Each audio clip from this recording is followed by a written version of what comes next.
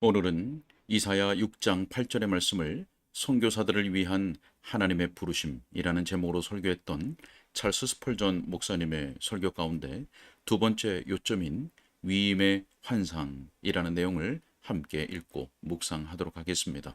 먼저 본문의 말씀을 읽겠습니다. 내가 또 주의 목소리를 들으니 주께서 이르시되 내가 누구를 보내며 누가 우리를 위하여 갈꼬. 그때에 내가 이르되 내가 여기 있나이다 나를 보내소서. 아멘. 설교 내용을 읽겠습니다. 자, 이제 위임의 환상에 대해 생각해 보도록 합시다. 이 사람 이사야는 여호와의 이름으로 나아가야 합니다.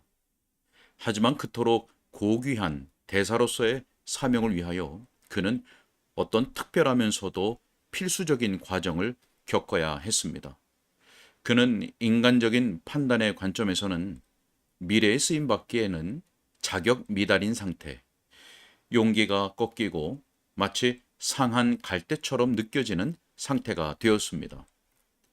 그가 보았던 영광스러운 환상으로 인하여 그에게는 아무런 힘도 남아있지 않았습니다. 그는 자신의 전적인 무가치성을 의식하며 낮아지고 낙심한 상태가 되었습니다. 그리고 그 자신이 아무것도 아니라고 느꼈습니다. 하나님의 임재 속에서 그는 외쳤습니다. 화로다 나여 망하게 되었도다. 나는 입술이 부정한 사람이로다. 그는 이렇게 말한 것입니다. 화가 내 영혼에 미쳤고 나는 그것 때문에 망하는구나. 자, 그렇습니다. 사랑하는 형제요. 이것이 성공에 이르는 우리의 길입니다. 하나님께서는 먼저 우리를 완전히 망가뜨리시기 전까지는 결코 우리와 더불어 어떤 일을 행하시지 않습니다.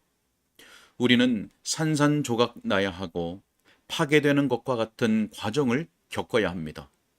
그런 후에 우리는 더 고귀한 거푸집을 따라 새롭게 형성되고 우리의 위대하신 주님에 의해 쓰임받기에 더욱 적당하게 됩니다.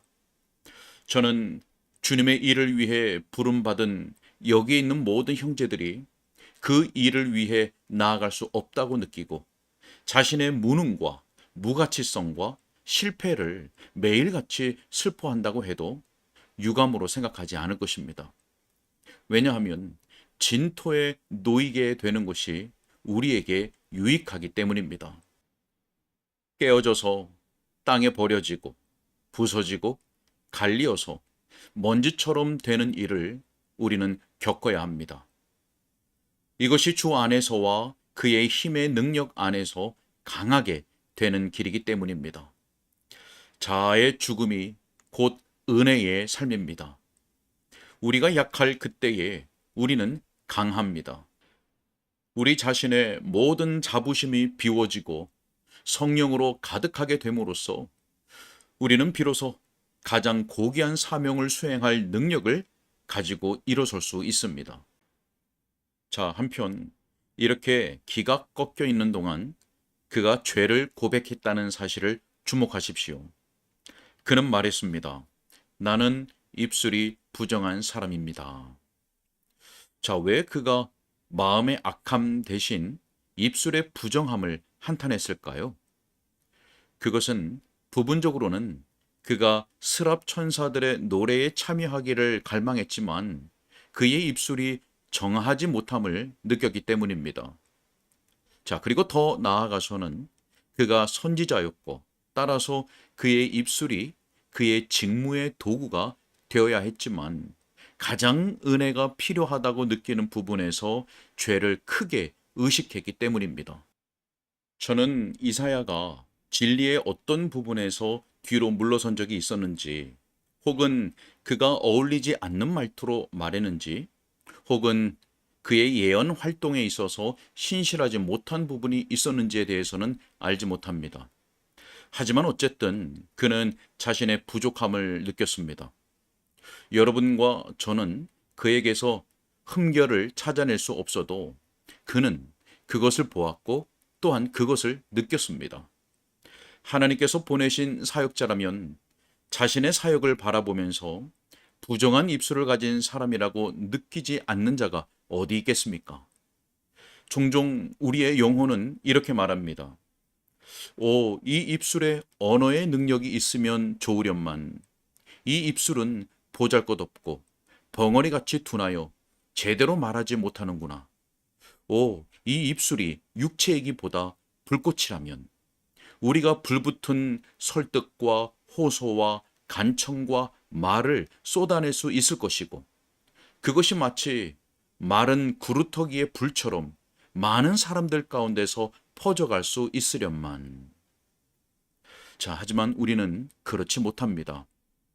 우리는 자주 냉랭하고 기력이 빠져 있으며 그래서 부정한 입술을 가진 것을 슬퍼하는 것입니다. 하나님의 영광을 혹은 그리스도의 사랑을 본 사람이라면 이 고백에 동참하지 않을 자가 누구이겠습니까? 자, 또한 이 하나님의 사람은 자신이 소속되어 거주하는 백성의 죄를 깊이 의식하였습니다. 그는 외쳤습니다. 나는 입술이 부정한 백성 중에 거주합니다. 자, 저는 자신의 주위를 둘러싼 죄에 눈 감는 사람은 좋은 선교사가 될 수 없다고 생각합니다. 주위의 죄가 그의 코를 찌르지 않으면 그것이 그의 영혼으로 하여금 거룩한 분노로 끓게 만들지 않으면 바울처럼 그의 마음 속에서 격분이 일어나지 않는다면 그가 어떻게 하나님의 메시지를 마땅히 전해야 하는 자세로 전할 수 있겠습니까?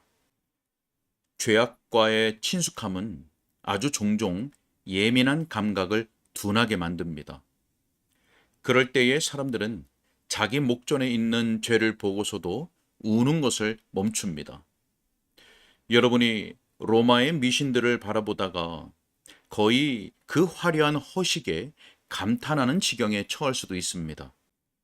또한 여러분이 이교도의 신전들을 바라볼 때 그 건축술의 위험 때문에 그 건물들의 추한 목적을 잃어버릴 수도 있습니다.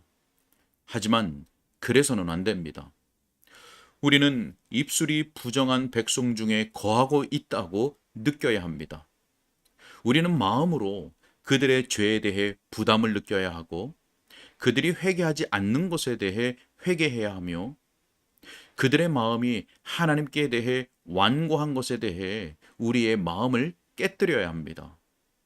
오직 그런 정신을 가질 때에만 우리가 비로소 하나님의 이름으로 나아가기에 합당하게 됩니다.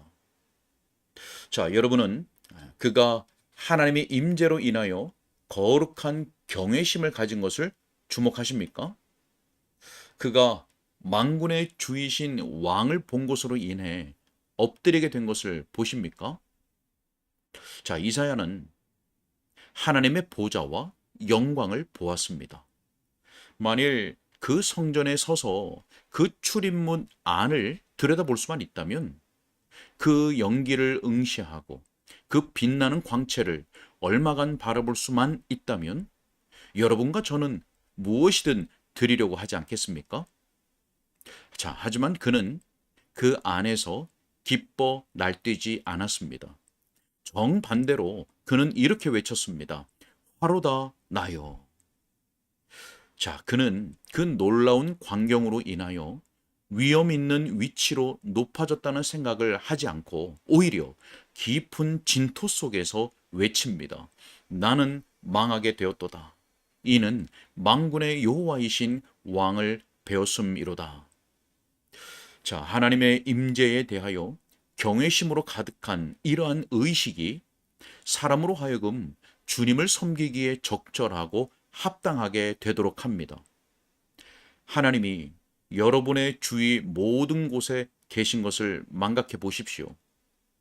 여러분이 그분의 임재 속에 살고 있다는 것과 여러분이 그분의 종인 것을 잊어버리고 그분에게서 멀어져 보십시오. 그러면 여러분은 부주의하게 되고 열망은 억제되고 여러분의 양심은 무방비로 풀어질 것입니다. 하지만 사람이 하나님께서 그를 보고 계심을 느끼기만 한다면 그리고 그가 그분의 직접적인 인도하에 있음을 안다면 그는 즉시 각성하여 그분의 뜻이 하늘에서 이루어진 것처럼 땅에서도 이루어지도록 행동할 것입니다. 그는 자신의 모든 힘을 기울일 것입니다. 왜냐하면 하나님은 우리가 최선을 다해 섬겨야 할 분이기 때문입니다.